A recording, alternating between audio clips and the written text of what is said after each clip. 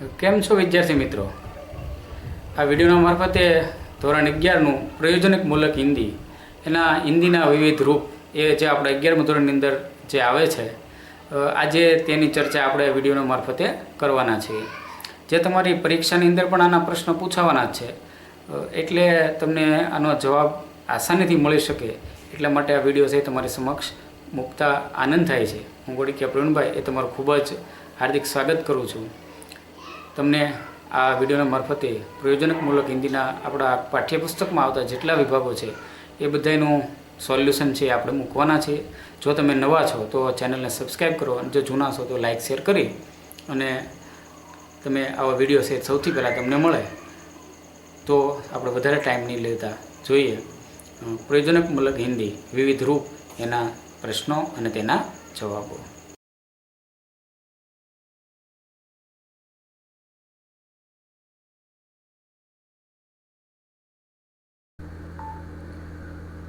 ધોરણ 11નું પ્રયોજનમૂલક હિન્દી કે વિવિધ રૂપ એ જે આપણી પરીક્ષામાં પૂછાય છે, એનો પહેલો પ્રશ્ન છે. निम्नलिखित प्रश्नों के संक्षिप्त में उत्तर लिखिए. पहला प्रश्न है, राजभाषा से क्या तात्पर्य है? इसका उत्तर है, राजभाषा का अर्थ है देश की वह भाषा जो राजकार्यों तथा न्यायालयों आदि में प्रयुक्त हो. दूसरा प्रश्न है, हिंदी किन किन राज्यों की मुख्य राजभाषा है? इसका उत्तर है, हिंदी हिंदी भाषी राज्यों की मुख्य राजभाषा है.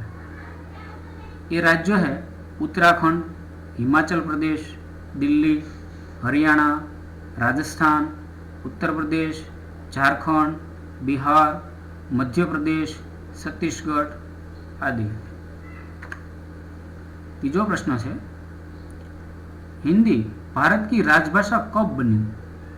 इसका आंसर है, स्वाधीनता के बाद 14 सितंबर 1949 को हिंदी भारत की राजभाषा बनी थी. चौथा प्रश्न, किन किन देशों में भारतीय मूल के लोग हिंदी का प्रयोग कर रहे हैं? इसका उत्तर है, भारतीय मूल के लोग कई देशों में हैं. फिजी, मॉरिशस, सूरीनाम, त्रिनिदाद और गुयाना आदि देशों में भारतीय मूल के लोग हिंदी का प्रयोग कर रहे हैं. उसके बाद का प्रश्न है, संक्षिप्त टिप्पणी लिखिए. इसमें पहली टिप्पणी है, हिंदी का जनपदीय रूप. तो इसमें प्रश्न है, उसका उत्तर है, हिंदी भाषी क्षेत्र के निवासी अपने अपने क्षेत्रों के दैनिक व्यवहार में अपनी अपनी बोलियां बोलते हैं, औपचारिक रूप से हिंदी का प्रयोग करते हैं. इस रूप में हिंदी की बोलियां जनपदीय भाषा की भूमिका निभाती है.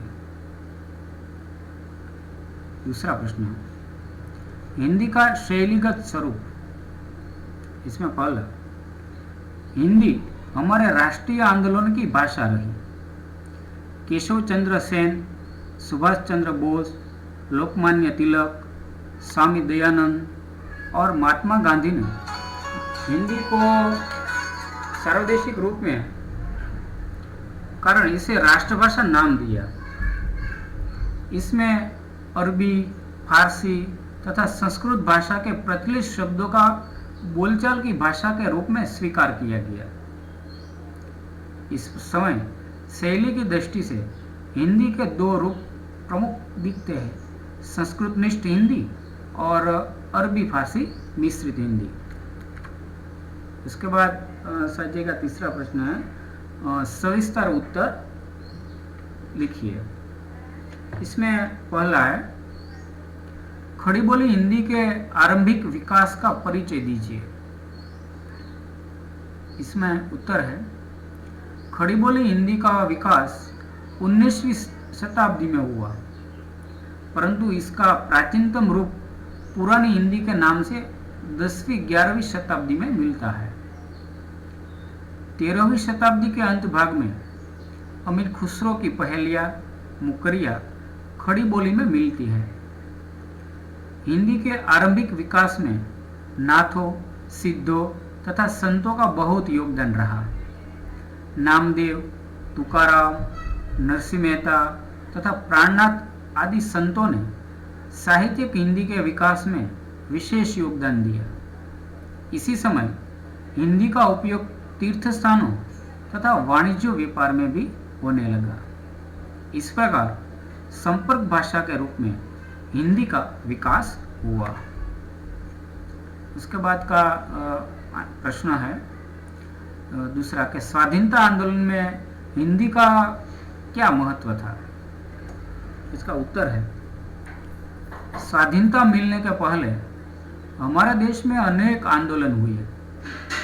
इनका नेतृत्व बंगाल में केशव चंद्र सेन और सुभाष चंद्र बोस, महाराष्ट्र में लोकमान्य तिलक, गुजरात में स्वामी दयानंद और महात्मा गांधी आदि नेताओं ने किया। इन्होंने अपने भाषण तथा उद्बोधन में हिंदी का प्रयोग किया। इतना ही नहीं, राष्ट्रभाषा के रूप में हिंदी को अपनाने का आग्रह किया। स्वतंत्रता आंदोलन में लोकप्रिय नारों की भाषा हिंदी ही रही। राष्ट्रीय जागरण कराने वाले फिल्मी गीतों की भाषा भी हिंदी ही थी। इस प्रकार स्वाधीनता आंदोलनों को प्रभावशाली तथा व्यापक बनाने में हिंदी का खुलकर प्रयोग हुआ। तीसरा प्रश्न है हिंदी के जन व्यवहार के क्षेत्र कौन कौन से हैं। तो इसका उत्तर हम जानते हैं। हिंदी के जन व्यवहार के निम्नलिखित क्षेत्र है। इसमें सरकारी अधिकारियों, कर्मचारियों और सामान्य जनता के बीच भी संवाद होते हैं। सभा समारोहों का संचालन, किसी सूचना की उद्घोषणा, चुनाव प्रचार के व्याख्यान, किसी मैच या घटना का आंखों देखा हाल, समाचार लेखन या वाचन आकाशवाणी, टेलीविजन, समस्या निवारण हेतु विभिन्न विभागों, बैंक, पोस्ट ऑफिस या रेलवे आदि से संबंधित पत्र व्यवहार, फिल्म आदि से संबंधित पत्र व्यवहार, इनकी शैली औपचारिक, अनौपचारिक या आत्मीय हो सकती है। उसके बाद आप सभी ने इस हिंदी के विविध रूप, इसमें प्रयोजनक मूलक हिंदी जो 11वीं कक्षा में आता है, इन सभी ने इस पूरे वीडियो को देखने के लिए सभी का दिल से थैंक्स, इसका आभार।